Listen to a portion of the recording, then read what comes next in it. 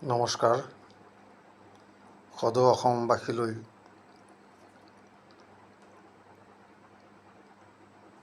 ৰঙালী বিহুৰ আন্তৰিক শুভেচ্ছা জ্ঞাপন কৰিলোঁ। আশা কৰোঁ আপোনালোকে ভালে আছে। আজি এই সুযোগতে আপোনালোকলৈ কেইটামান মোৰ মনৰ কথা শ্বেয়াৰ কৰিব বিচাৰিছোঁ। আগন্তুক যিটো সাধাৰণ নিৰ্বাচন, লোকসভা নিৰ্বাচন আমাৰ সমাগত, সেই সম্পৰ্কত আজি আৰু এটা ভিডিঅ' প্ৰস্তুত কৰি আছোঁ। কথাটো হ'ল, মই ছাত্ৰ অৱস্থাত যেতিয়া ছাত্ৰ সন্থাৰ এগৰাকী কৰ্মী আছিলোঁ, তেতিয়া মংগলদৈত হীৰালাল পাটোৱাৰীৰ মৃত্যু হোৱাৰ পিছত নিৰ্বাচন যেতিয়া অনুষ্ঠিত হ'ব বিচাৰিছিল, তেতিয়া সদৌ অসম ছাত্ৰ সন্থা আৰু অন্যান্য সংগঠনৰ জাতীয় সংগঠনৰ নেতৃত্বত বিদেশী খেদাৰ এক আন্দোলন আৰম্ভ হৈছিল। সেই আন্দোলনে এটা সময়ত গৈ চৰম ৰূপ ধাৰণ কৰিছিল। 855 জন শ্বহীদ হৈছিল। তেতিয়া আমাৰ ছাত্ৰ নেতা আছিল প্ৰফুল্ল মহন্ত আৰু ভৃগু কুমাৰ ফুকন। তেওঁলোকে আন্দোলন কৰিলে, আমি তেওঁলোকক সমৰ্থন কৰিলোঁ, সহযোগ কৰিলোঁ। এখন চুক্তি সম্পাদন কৰি আহি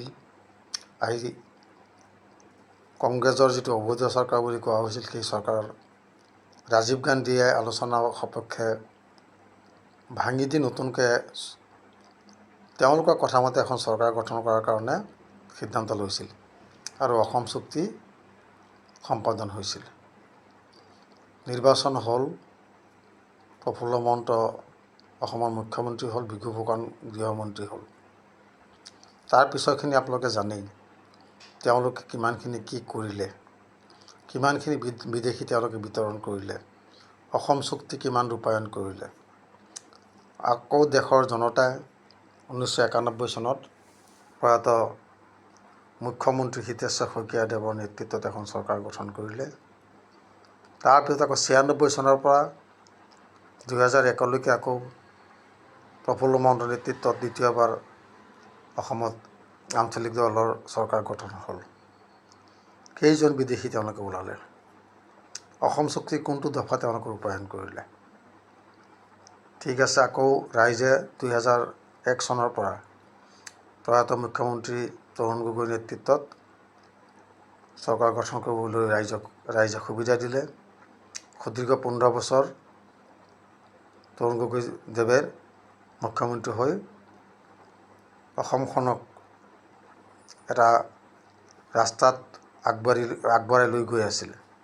আৰু তেওঁৰ মন্ত্ৰীসভাত আছিল আমাৰ বৰ্তমানৰ মাননীয় মুখ্যমন্ত্ৰী হিমন্ত বিশ্ব শৰ্মাদেৱ। তেখেত আছিল অসম চুক্তি ৰূপায়ণ বিভাগৰ মন্ত্ৰী। তেতিয়া তেওঁ কি কৰিলে, এইখিনিতে মই আৰু এটা কথা আপোনালোকক মনত পেলাই দিওঁ।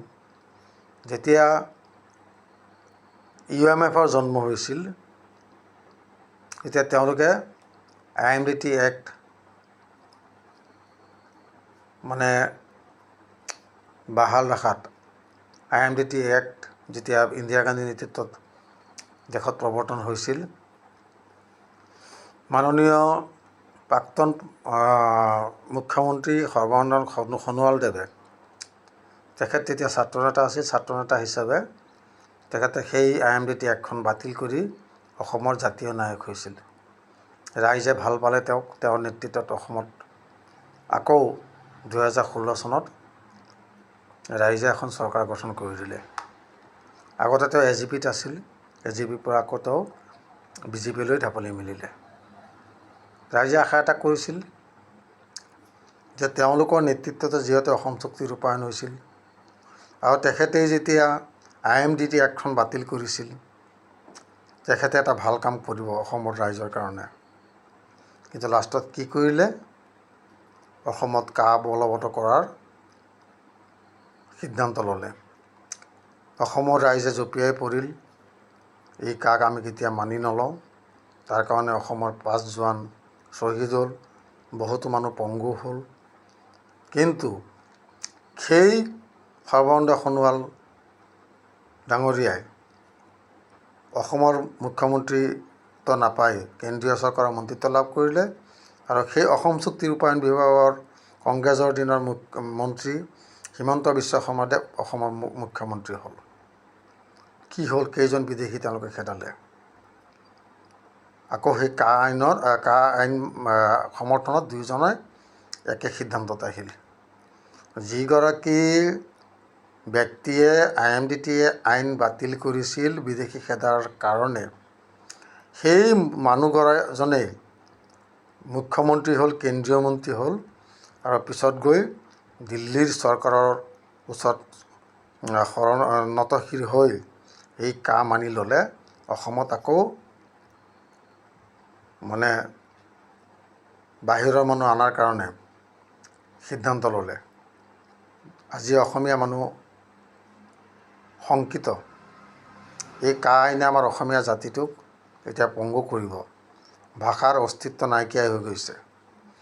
এইবিলাক নেতা হ'ল অসমৰ মেৰুদণ্ডহীন নেতা, যাৰ কাৰণে আজি যিজন ব্যক্তিয়ে IMDTয়ে বাতিল কৰিছিল সেইজন ব্যক্তিয়ে আকৌ কেন্দ্ৰীয় মন্ত্ৰী হৈ থকাত, যিজন ব্যক্তি অসম চুক্তি ৰূপায়ণ বিভাগৰ মন্ত্ৰী আছিল সেইজন এতিয়া অসমৰ মুখ্যমন্ত্ৰী আৰু তেওঁলোকেই কেন্দ্ৰীয় চৰকাৰৰ নৰেন্দ্ৰ মোদী আৰু অমিত শ্বাহৰ কথামতে উঠা বহা কৰি আছে আৰু অসমত আইনটো প্ৰৱৰ্তন কৰাৰ কাৰণে সিদ্ধান্ত লৈ অসমীয়া মানুহক এতিয়া বিমোৰত পেলাই দিছে।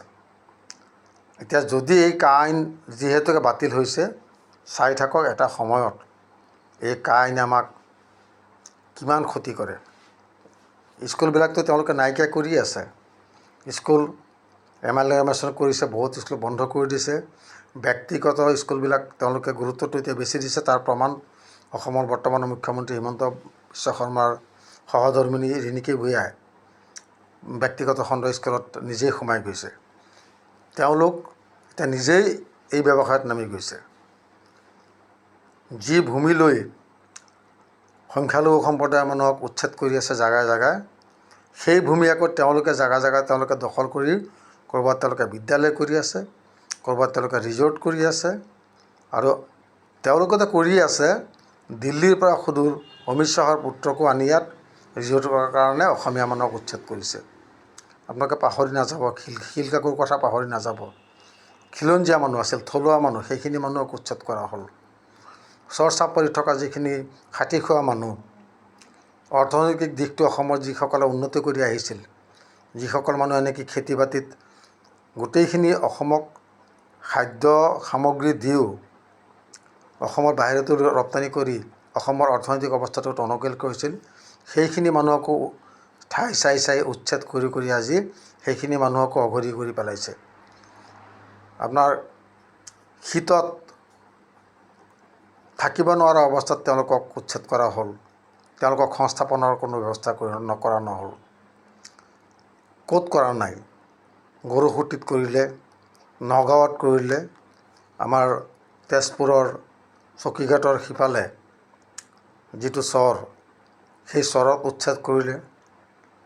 ইয়াৰ মাননীয় বিধায়কগৰাকীয়ে বন্দুকৰ ভয় দেখুৱাই মানুহক উচ্ছেদ কৰাৰ কাৰণে প্ৰয়াস কৰিলে, উচ্ছেদো কৰিলে, গৰ্ভৱতী মহিলাকো শান্তি নিদিলে। এনেকুৱা কাৰ্য কৰিলে তেওঁলোকে ইমান ভাল নেতা হৈ। গতিকে সেই সৰ্বানন্দ সোণোৱাল পুনৰবাৰ ডিব্ৰুগড়ৰ পৰা প্ৰাৰ্থিত্ব লৈ বিজেপিৰ পৰা মন্ত্ৰী হোৱাৰ প্ৰয়াস কৰিছে। গতিকে মই অসমবাসী ৰাইজক এটা অনুৰোধ জনাওঁ, আমি সকলো জাতি ধৰ্ম নিৰ্বিশেষে অসমত বসবাস কৰিব লাগিব, অসমখনক আমি বচাই ৰাখিব লাগিব আৰু এনেধৰণৰ নেতাসকলক আপোনালোকে এতিয়া বাদ দিয়ক, বাদ দি জাতীয় চেতনা থকা, বিশেষকৈ মই ডিব্ৰুগড়ৰ কথা কৈ আছোঁ, জাতীয় চেতনা থকা লুৰিণজ্যোতি গগৈ, গৌৰৱ গগৈ, তেনেধৰণৰ ব্যক্তিক যাতে আমি আগুৱাই লৈ সংসদত যাতে আমাৰ অসমৰ কাৰণে ক'ব পাৰে, তেনেকুৱা ব্যক্তিক যাতে আমি নিৰ্বাচন কৰিব পাৰোঁ, সেই আশা কৰি মই আপোনালোকক অনুৰোধ জনাইছোঁ। অসমৰ ভৱিষ্যত যদি আমি উজ্জ্বল কৰিব বিচাৰিছোঁ, উন্নতিৰ দিশত যদি আগুৱাই লৈ যাব বিচাৰিছোঁ, তেতিয়া আমি এই কথাখিনি চিন্তা কৰি আগন্তুক যিটো নিৰ্বাচন, এই নিৰ্বাচনত যাতে আমি সফল হ'ব পাৰোঁ, ভাৰতৰ লগতে অসমক যাতে এটা উন্নতিৰ দিশত লৈ যোৱাৰ লগতে শান্তিময় পৰিৱেশ সৃষ্টি কৰিব পাৰোঁ, এই আশা কৰি মই সকলোকে পুনৰবাৰ ৰঙালী বিহুৰ আন্তৰিক শুভেচ্ছা জ্ঞাপন কৰি মোৰ কথাখিনি ইয়াতে সামৰিছোঁ। জয় হিন্দ, জয় অসম।